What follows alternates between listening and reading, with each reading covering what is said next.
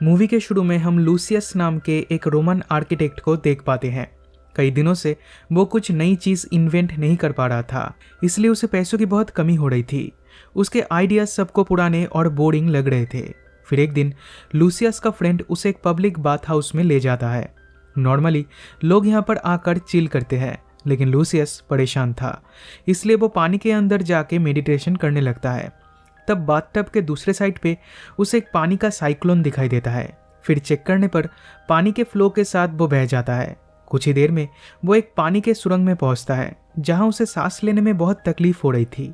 दिन काफी कोशिश करने के बाद फाइनली वो पानी के ऊपर आ जाता है, लेकिन बाहर आते ही वो एकदम से शॉक्ड हो जाता है, क्योंकि वो एंशिएंट रोम से 21st सेंचुरी के जापानीज बाथ हाउस में आ चुका था। उसे समझ में नहीं आता ये उसके साथ क्या हो रहा है। वो ना इन लोगों को पहचानता था, ना इनकी भाषा समझता था। उधर कुछ ओल्ड मैन नहा रहे थे। वो लोग लूसियस को बिना कपड़ों में देखकर हंसने लगते हैं।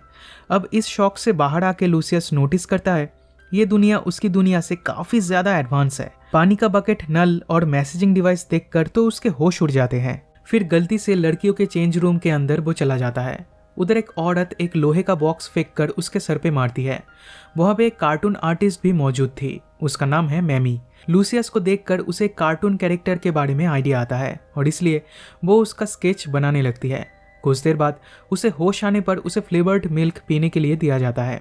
ये मिल्क उसे इतना पसंद आता है कि वो इसके इंग्रेडिएंट के बारे में पूछता है, लेकिन ये आदमी कुछ जवाब न देकर बस स्माइल करता है। धीरे धीरे वो फिर से बेहोश हो जाता है और इस बार उसे होश आने पर वो अपने शहर रोम में वापस आ चुका था। उसके फ्रेंड्स कहते हैं वो बाथटब के अंदर डूब गया था। लूसियस को लगता है जापानीज के साथ उसकी मुलाकात बस एक सपना था, पर वो नोटिस करता है खाली मिल्क का बॉटल अभी भी उसके पास ही पड़ा है। इसके 2 महीने बाद लूसियस अपने न्यू आइडियाज से बाथ हाउस को 21st सेंचुरी की तरह रेनोवेट कर देता है।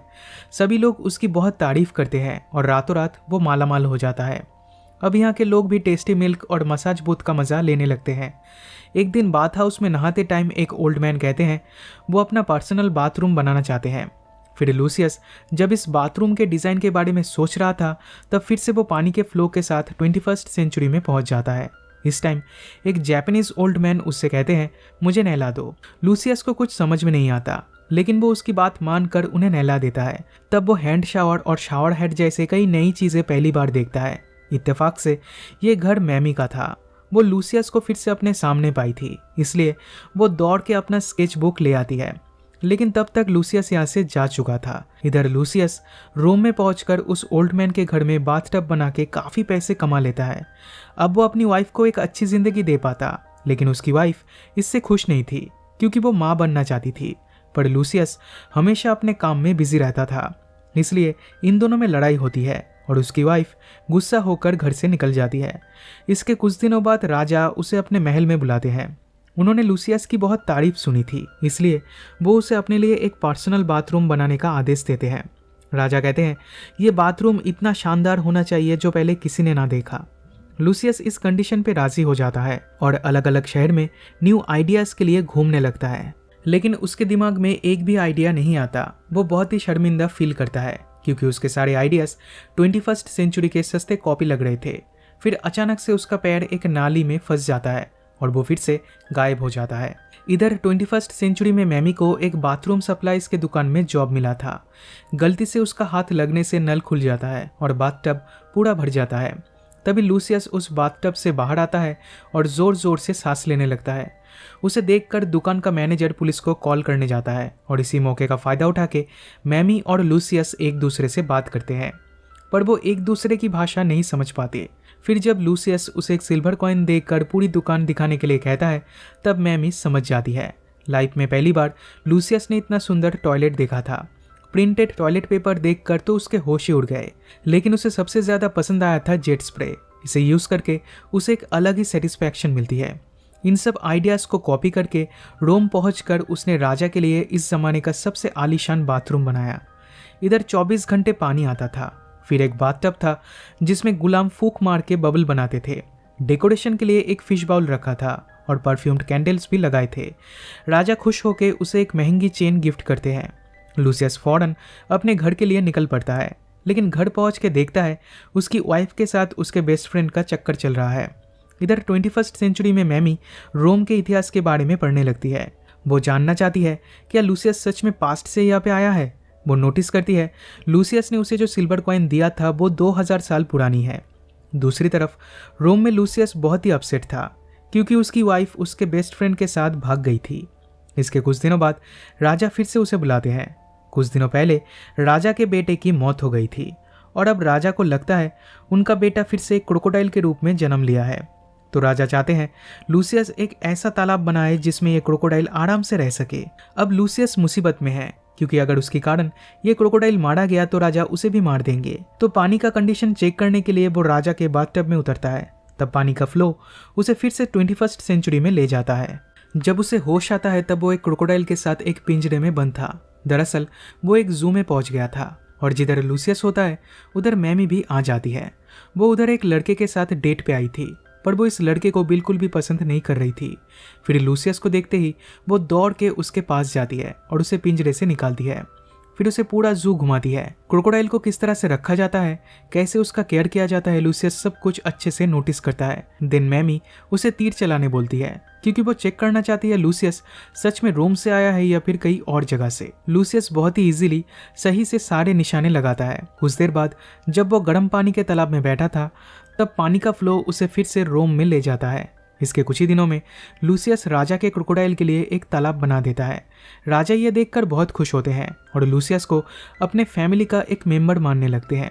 शहर में सब कुछ ठीक ही चल रहा था लेकिन एक दिन खबर आती है कुछ लोग राजा के अगेंस्ट चले गए हैं। वो लोग राजा के विरुद्ध युद्ध करने वाले हैं और उन्हें उनके सिंहासन से हटाना चाहते हैं। राजा के सैनिक और इन लोगों के बीच 1 साल तक युद्ध चलता है। अब राजा भी बूढ़े हो चुके हैं। वो डिसाइड करते हैं अपना सिंहासन अपने भाई के बेटे सियोनियस को दे देंगे। राजा बनने के बाद सियोनियस अपने लिए एक बहुत बड़ा बाथटब बनाना चाहता है और इसे बनाने का आदेश वो लूसियस को देता है। लेकिन लूसियस सियोनियस को पसंद नहीं करता था क्योंकि वो बहुत ही घमंडी और सेल्फिश था, गरीबों का पैसा लूट करता था। लूसियस को पता था कि सियोनियस बहुत ही बेकार राजा बनेगा, इसलिए वो इस काम के लिए मना कर देता है।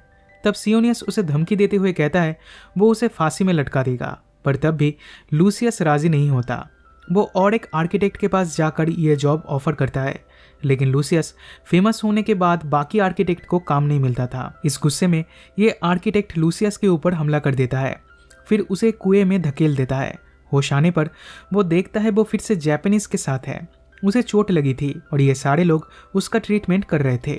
फिर उसे गर्म पानी के तालाब में ले जाया जाता है जहां वो जल्दी से ठीक हो जाएगा। तब लूसियस नोटिस करता है गर्म पानी से कोई भी चोट जल्दी ठीक हो जाता है। कुछ ही देर में मैमी इधर आ जाती है। पिछले कुछ दिनों से मैमी लूसियस की भाषा सीखने की कोशिश कर रही थी लेकिन इससे पहले कि वो कुछ कह पाती लूसियस उसके ऊपर जाकर गिरता है और दोनों एक साथ तालाब में डूब जाते हैं। जब उन्हें होश आता है तब वो रोम पहुंच गए थे। मैमी ये सब देखकर हैरान थी। उसे पता चलता है राजा की बात ना मानने पर लूसियस को फांसी पे चढ़ाया जाएगा। मैमी लूसियस को समझाने की बहुत कोशिश करती है लेकिन वो एक भी बात सुनना नहीं चाहता और अपना सामान पैक करके घर से निकल जाता है। दूसरी तरफ 21st सेंचुरी में कुछ लोग मैमी को ढूंढते हुए उस तालाब के पास जाते हैं और उसमें गिर जाते हैं। लूसियस की तरह वो लोग भी पानी के फ्लो के साथ रोम में पहुंच जाते हैं और इधर रोम में लूसियस को एक पहाड़ के पास एक गर्म पानी का तालाब मिलता है। उसे याद आता है जापानीज ने कैसे गर्म पानी की मदद से उसका चोट ठीक किया था और अब वही टेक्निक यूज करके राजा के सैनिकों का चोट वो ठीक कर देगा। इसलिए मैमी के साथ इस बारे में डिस्कस करके राजा को वो ये आइडिया देने जाता है।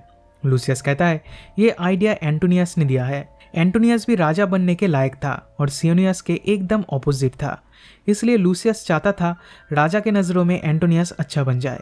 दिन राजा से परमिशन लेकर लूसियस मैमी और 21st सेंचुरी से आए लोगों को लेकर काम में लग जाता है। कुछ ही घंटों में वो लोग एक घर बना लेते हैं और देखते ही देखते तालाब के पास ऐसे कई सारे घर बन जाते हैं जहाँ पे घायल सैनिक आकर आराम करते थे और 21st सेंचुरी से आए लोग इनका ट्रीटमेंट करके इन्हें ठीक कर देते थे। इसके कुछ महीने बाद राजा ये युद्ध जीत जाते हैं। सभी लोग खुशी से नाचने गाने लगते हैं। इधर लूसियस और मैमी इतने दिनों से एक साथ रहने के बाद एक दूसरे को पसंद करने लगे थे। लूसियस बहुत खुश था, लाइफ में पहली बार इतना अच्छा फील कर रहा था। लेकिन तभी 21st सेंचुरी से आए लोग गायब होने लगते हैं और मैमी भी धीरे धीरे गायब हो जाती है। लेकिन गायब होने से पहले लूसियस मैमी से कहता है हम दोनों फिर से मिलेंगे। इसके बाद एंटोनियस राजा बनता है और लूसियस को उसके आइडियाज़ के लिए प्राइज़ दिया जाता है। अगर वो ना होता तो राजा ये युद्ध कभी नहीं जीत पाते। उधर 21st सेंचुरी में मैमी अपनी लाइफ में बिजी हो चुकी थी। फिर एक दिन जब वो रास्ते से जा रही थी तब एक तालाब से लूसियस निकलता है। ये दोनों फिर से मिलते हैं और इसी के साथ ये मूवी पे ख़त्म हो जाती है।